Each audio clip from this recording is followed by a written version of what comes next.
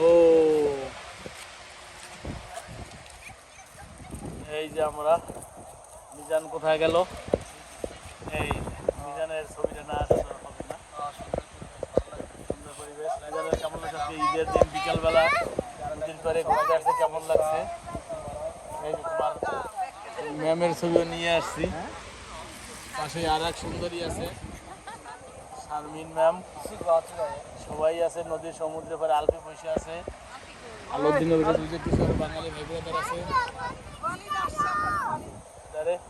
এই যে ওয়ালেদ কোন আছে, সজীব ভাই আসছেন। মোটামুটি সবাই চলে আসে ঈদের পরে।